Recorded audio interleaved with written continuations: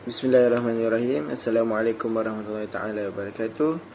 Saya Muhammad Fiz Haikal bin Manafuat. Saya akan mulakan dengan bahagian saya, iaitu pengenalan. Kita tengok pada pengenalan nasah dan mansukh, iaitu nasah adalah perubahan atau pembatalan sesuatu hukum dengan sebab datangnya hukum syariah baru yang lebih sempurna atau sesuai dengan keadaan semasa. Macam mana ianya berlaku? Iaitu dalam perubahan tu ada hukum tu dah ada dah pada zaman tu, tapi dia berubah semula dengan datangnya hukum yang baru. Sebagai contoh, la taqrabus solah in antum sukara, iaitu janganlah kamu solat jika kamu dalam keadaan mabuk. Ayat itu telah pun dimansuhkan dan telah dibuang pun. Jadinya ayat yang terbaru adalah janganlah kamu minum arak secara qat'i, jelas, dan ianya ada berperingkat-peringkat. Jadi itu adalah contoh antara ayat yang telah pun dimansuhkan. Okay, baiklah, masih lagi dalam tajuk nasah untuk bahagian pengenalan, iaitu daripada segi bahasa, nasah adalah mengangkat dan menghilangkan.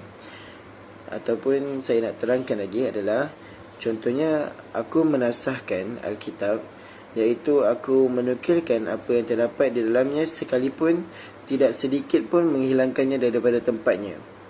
Manakala daripada istilah bermaksud mengangkat hukum syarak dengan dalil hukum syarak yang datang terkemudiannya daripadanya. Dalil itu dinamakan sebagai al-nasih, manakala hukum yang terangkat itu disebut sebagai al-mansukh. Ini dapat dibuktikan pada surah dalam ayat Al-Quran pada surah Al-Baqarah ayat ke-106. Jadinya kita masuk pula kepada mansukh. Apakah kita nak faham macam mana mansukh tu? Daripada segi bahasa, mansukh adalah yang dihapuskan, ataupun hukum dalil syar'i ataupun lafaznya yang dihapuskan. Itulah mansukh. Maksudnya kita membuang ataupun ia digantikan dengan syariat baru yang lebih sempurna dan sesuai mengikut zaman tersebut. Okay, baiklah, masih lagi dalam tajuk nasah untuk bahagian pengenalan, iaitu daripada segi bahasa, nasah adalah mengangkat dan menghilangkan. Ataupun saya nak terangkan lagi adalah, contohnya aku menasahkan Alkitab, iaitu aku menukilkan apa yang terdapat di dalamnya sekalipun tidak sedikit pun menghilangkannya daripada tempatnya. Manakala daripada istilah bermaksud mengangkat hukum syarak dengan dalil hukum syarak yang datang terkemudiannya daripadanya. Dalil itu dinamakan sebagai al-nasih, manakala hukum yang terangkat itu disebut sebagai al-mansukh. Ini dapat dibuktikan pada surah dalam ayat Al-Quran pada surah Al-Baqarah ayat ke-106. Jadi kita masuk pula kepada mansukh. Apakah kita nak faham macam mana mansukh tu? Daripada segi bahasa, mansukh adalah yang dihapuskan, ataupun hukum dalil syar'i ataupun lafaznya yang dihapuskan. Itulah mansukh. Maksudnya kita membuang ataupun ia digantikan dengan syariat baru yang lebih sempurna dan sesuai mengikut zaman tersebut. Seterusnya kita bincangkan tentang doa Nabi Muhammad SAW kepada Allah untuk menukarkan arah kiblat daripada Masjidil Aqsa untuk beralih ke Kaabah. Dalam ayat Quran telah disebutlah dalam ni, iaitu qad nara taqalluba wajhika fis sama' فَلَنُوَلِّيَنَّكَ قِبْلَةً تَرْضَاهَا فَوَلِّ وَجْهَكَ شَطْرَ الْمَسْجِدِ الْحَرَامِ وَحَيْثُمَا كُنْتُمْ فَوَلُّوا وُجُوهَكُمْ شَطْرَهُ. Sampai itu cukup dah. Wujuhakum syatrah, cukup sampai situ saja. Sebenarnya doa ni, ayat ni adalah wajib dihafal, iaitu di mana qad nara, telah kali melihat, taqalluba wajhika fis sama', iaitu Nabi Muhammad sentiasa berdoa menghadap ke langit. Dia berdoa pada Allah Subhanahu Wa Taala, falanuwaliyannaka qiblatan tardaha, makanya kami ini akan memberikan kamu ini kiblat seperti mana yang kamu sukai. Fawali wajhaka syatral masjidil haram, dan kami telah memusingkan ataupun memalingkan daripada mana kiblat tu, daripada Masjidil Aqsa ni kepada Masjidil Haram. Itulah mafhum ayat lah. Wa isma kuntum fawallu wajhukum syatra, dan Allah telah memalingkan ke arah yang kamu sukainya. Maknanya kiblat tu telah beralih ke Kaabah lah. Jadi peristiwa ini telah berlaku pada waktu zuhur. Jadinya ayat ini telah dimansuhkan, dibuang, dan Masjid Aqsa ni dah tak ada. Akan tetapi dibuangnya kiblat itu, hukum berkiblatkan Masjid Aqsa itu ke Masjidil Haram, dia telah diubah. Dan itu adalah salah satu contoh nasah ataupun mansuh. Ini ayat Al-Quran surah Al-Baqarah ayat 144. Antara contoh yang lain, kita lihat pula contoh yang lain adalah antara yang berlaku juga adalah syariat-syariat pada Nabi-Nabi terdahulu. Bukannya semata-mata dalam agama Nabi Muhammad SAW yang Nabi bawa ni, bukannya apa yang terkandung ketika syariat Nabi saja, akan tetapi syariat Nabi-Nabi terdahulu pun telah pun dimasukkan oleh syariat Nabi Muhammad SAW. Mereka pun bawa agama Islam juga, akan tetapi ayat itu dah pun dimasukkan. Contoh yang ada adalah dibenarkan perkahwinan adik-beradik, iaitu siapa yang kahwin, Qabil dan Habil, Habil dan Qabil, dengan pasangannya dah kahwin bersilang. Si abang kahwin dengan adik kembar adik, si adik kahwin dengan kembar si abang. Jadi mereka ni berkahwin dan dibenarkan untuk berkahwin adik-beradik. Syariat Nabi itu dibawa oleh Nabi Muhammad SAW, telah menasahkan syariat pada zaman Nabi dahulu. Oleh itu, nasah tak lagi berlaku pada zaman kini setelah kewafatan Nabi Muhammad SAW. Tidak ada lagi perkara dinasahkan. Akan tapi kalau yang terbaru tu tak dinamakan nasah, tapi kita panggil sebagai pembatalan. Tak ada dalam Al-Quran dan hadis. Selepas Nabi Muhammad wafat, tak ada dah. Kemudiannya kita wajib meyakini bahawa agama Islam yang dibawa oleh Nabi Muhammad SAW itu adalah telah sempurna dan tak ada lagi berlaku nasah dan mansuh. Akan tetapi kita mestilah belajar untuk faham nasah dan mansuh ni, sebab kita takut kita telah menggunakan ayat-ayat yang lama ataupun ayat yang telah dimasukkan tadi untuk mengukuhkan perkara yang baru. Contohnya macam kita kata kita boleh minum arak, tapi la taqrabus salati antum sekarang. Nanti takut orang kata, jom kita minum arak dulu lah. Jadi sebabkan kita tak faham tentang hukum nasah dan mansuh tadi tu, kita salah guna ayat yang lama tersebut. Kita cuba buat hukum sendiri. Itu adalah benda yang kita perlu lihatkan sebenarnya. Jadi kita masuk pula untuk yang seterusnya, perkara yang tidak boleh dinasahkan. Perkara yang tak boleh dinasahkan ni, contohnya adalah segala hukum-hukum yang qat'i, yang jelas, iaitu beriman dengan Allah, dengan seluruh rukun iman serta seluruh asas akidah. Contoh ibadat adalah solat dan puasa. Kita tak boleh nak ubah solat dan puasa.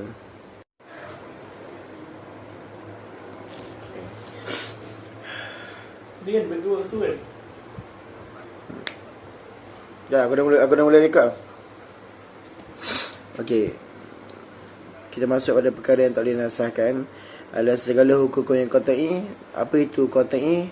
Kita ada hukum qat'i dan zoni. Tapi apa itu qat'i? Qat'i adalah hukum yang telah ditetapkan ataupun yang telah ditetapkan dan disepakati oleh ulama. Makanya perkara itu tak boleh nak diubah dah. Itu adalah hukum-hukum qat'i.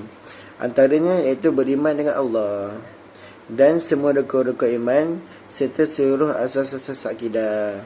Jadinya semua itu telah disepakati, maknanya kita kena beriman kepada Allah dan tidak boleh dinasahkan. Kemudian ibadah yang diputuskan secara qat'i antaranya adalah kewajipan solat 5 waktu. Itu adalah wajib, tak boleh nak diubah lagi.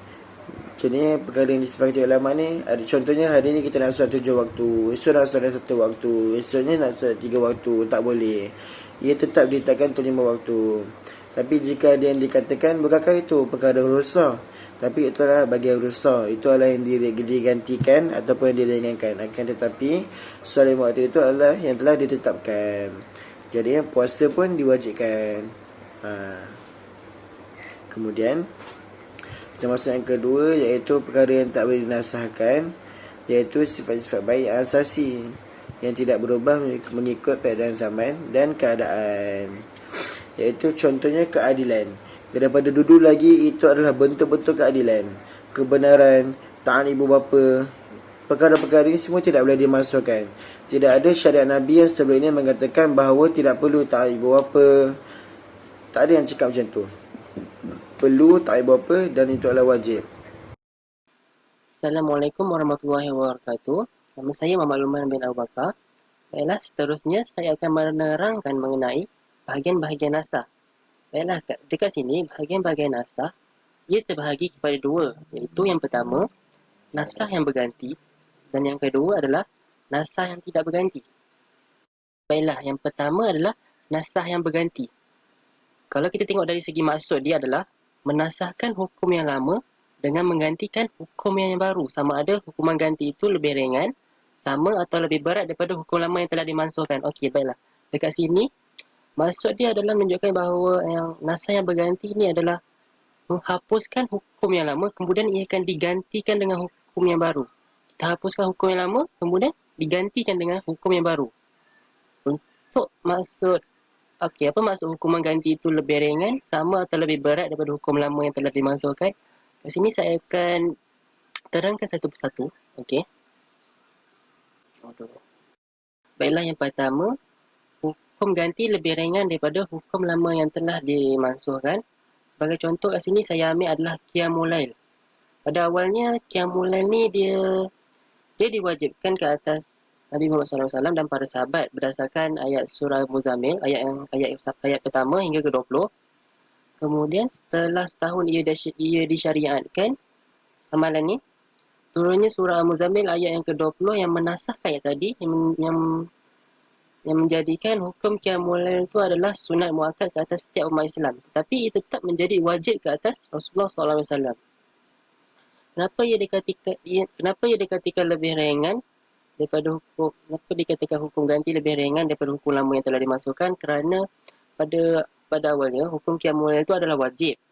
Kemudian ia telah dinasahkan, yakni diringankan hukumnya menjadi sunat ke atas setiap umat Islam.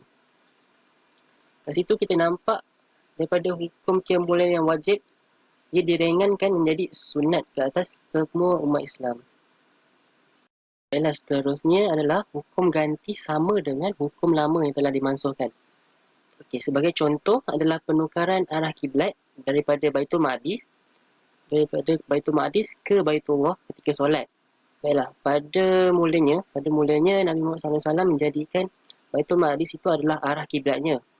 Namun setelah turunnya ayat surah Al-Baqarah ayat ke-144 yang Allah memerintahkan Nabi Muhammad SAW untuk menukar arah kiblat daripada Baitul Maqdis ke Baitullah. Okay, dekat situ kenapa ia dikatakan hukum ini dikatakan sama adalah kerana hukum lama adalah arah kiblat daripada Baitul Maqdis, arah kiblat ke Baitul Maqdis.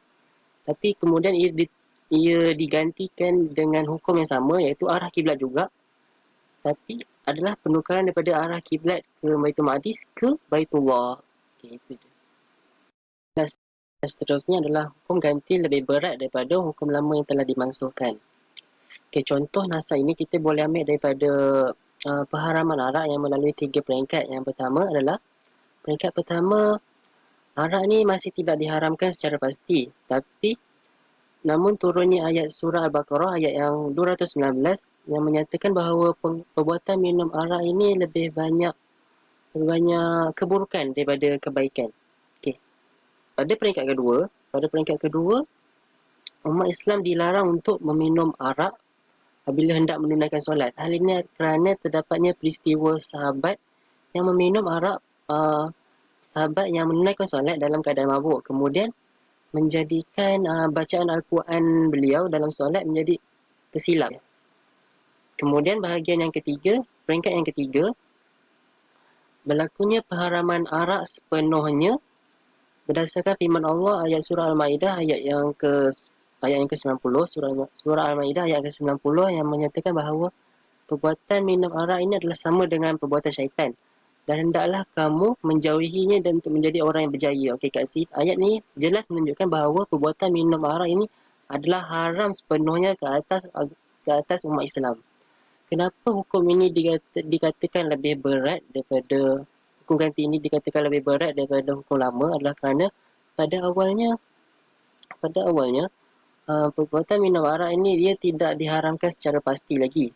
Kemudian setelah turunnya ayat surah Al-Maidah ayat ke-90 jelas menunjukkan bahawa yang perbuatan minum arak itu adalah haram kepada umat Islam. Okey. Kat sini kita nampak daripada mula-mula tak ada hukum perbuatan minum arak ini.